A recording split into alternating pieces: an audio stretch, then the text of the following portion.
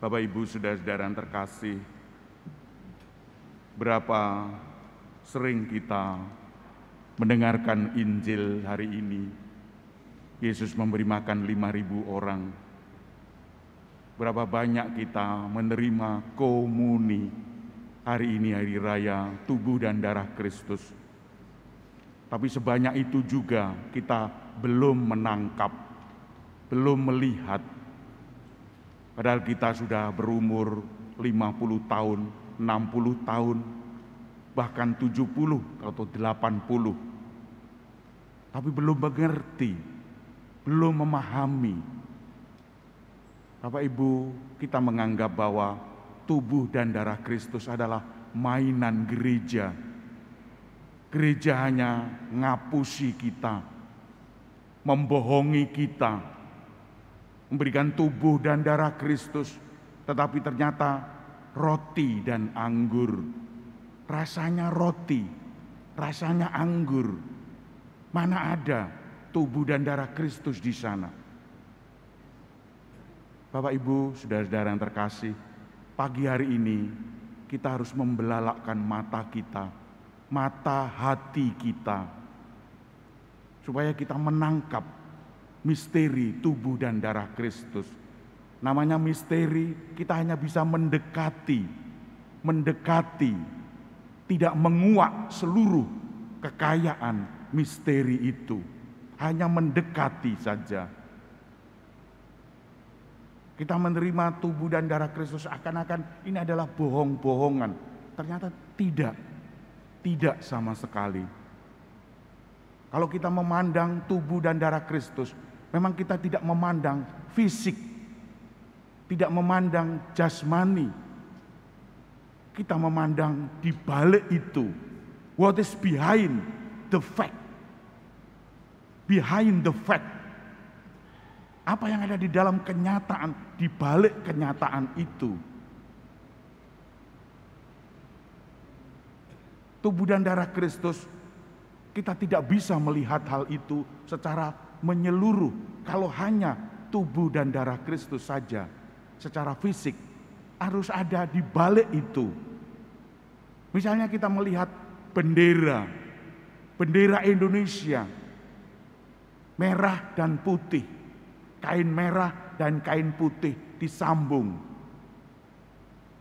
Apakah kita melihat kain merah dan putih itu saja? Tidak. Kita melihat bangsa Indonesia. Siapa berani merobek, menghina tubuh dan darah Kristus, menghina bendera itu, pasti akan dikeroyok oleh orang-orang sekian banyak ini. Karena tidak rela kalau simbol benih kita diinjak-injak seperti itu. Apalagi kita membakar. Ya memang itu adalah urusan lain. Bapak Ibu saudara-saudara yang terkasih, bagaimana bunga yang kita kenyataan sehari-hari. Bunga, apa artinya bunga? Tapi bunga itu kalau diberikan seorang jejaka kepada gadis, luar biasa ungkapan. Bunga itu akan menjadi simbol kenangan bahwa bunga itu adalah cinta kasih, cintanya kepada gadis itu. Maka dia berbunga-bunga, gembira, semangat. Bagaimana dia melihat bunga itu semangat? Karena ia melihat di balik bunga itu, what is behind the fact. Foto, apa yang kita lihat dengan foto itu? Foto itu juga begitu. Melihat foto itu menangis atau tersenyum atau gembira, karena di dalam foto itu berbicara tentang kita. Bapak Ibu saudara-saudara yang terkasih, banyak contoh-contoh, tapi ini hanyalah mendekati misteri tubuh dan darah Kristus, belum menguak seluruh kekayaan tubuh dan darah Kristus. Oleh karena itu Bapak Ibu, kita harus gegap gempita melihat tubuh dan darah Kristus yang nyatanya Allah ini kan roti, Allah ini kan anggur. Tuhan, gereja membohongi kita. Tidak sama sekali. Hanya karena kita bisa melihat hal itu, karena kita percaya bahwa itu adalah tubuh dan darah Kristus. Bapak Ibu, saudara-saudara yang terkasih, tubuh dan darah Kristus harus ada forma dan materia. Formanya kata-kata, materianya fisik, materi. Kata-katanya itu adalah seperti sakramen Ekaristi. Kata-katanya, inilah tubuhku, inilah darahku. Kata-kata ini harus ada. Lalu materinya, tubuh dan darah, roti dan anggur. Kalau roti dan anggur diangkat, inilah. Kita harus melihat hal itu. Jangan-jangan itu adalah tubuh Kristus yang betul-betul. Maka kita melihat, tidak domblong aja.